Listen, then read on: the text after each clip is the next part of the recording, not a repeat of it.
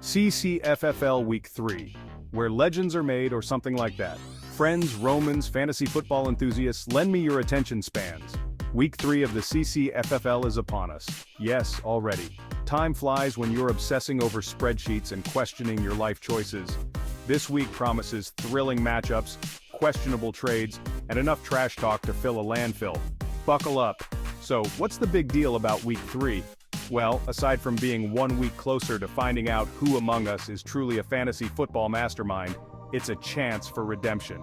For those still basking in the glory of victory, it's a chance to prove it wasn't a fluke. For the rest of us, it's a chance to pretend we understand what we're doing. First up, we have Team Smoke going head-to-head with Team Drunken Goats. A rivalry as old as time itself, or at least as old as this league. Which, let's be honest, feels pretty similar. Last year's matchup ended in a narrow victory for Smoke, leaving the Goats feeling a little, shall we say, sheepish. The mayor, manager of Team Smoke, has been suspiciously quiet this week, a sure sign he's up to something. Insider sources, okay fine, I follow him on Twitter, tell me he's feeling confident. My prediction? The Drunken Goats better stock up on aspirin, this one could get ugly.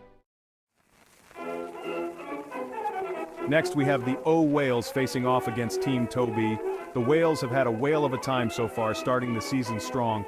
Toby, on the other hand, has stumbled out of the gate. They're currently ranked lower than a snake's belly in a wagon rut. But don't count Toby out just yet. This is fantasy football where anything can happen. And by anything, I mean miraculous upsets and soul-crushing defeats. My money's on Toby to pull off a surprise victory. Because who doesn't love a good underdog story? Especially when it involves a team named after a deformed digit. Now for a matchup that needs no introduction.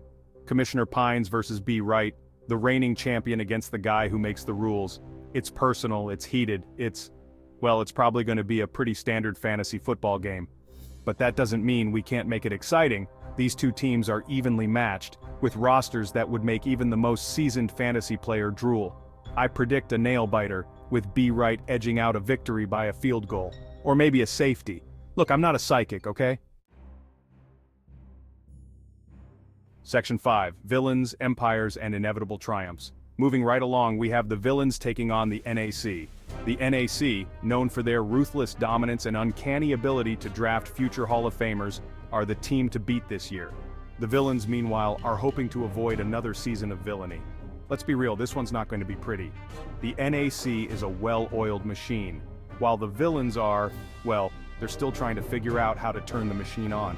I predict a decisive victory for the NAC. The only question is, will they set a new league record for points scored? Section 6. From Prestige to Domination, a tale of two teams. Our penultimate matchup features Prestige Worldwide against Gray. Prestige Worldwide, a team with a name that exudes confidence and possibly a slight disregard for copyright law, is looking to live up to their lofty moniker.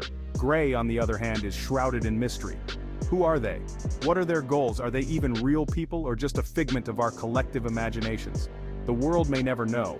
What I do know is that Prestige Worldwide is going to crush them, because that's what prestigious teams do.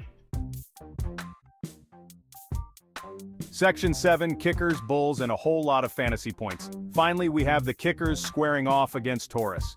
The Kickers are riding high after a surprising Week 2 victory, while Taurus is still trying to find its footing after a disastrous draft. The Kickers are led by their star kicker, shocker I know, who's been racking up points like they're going out of style.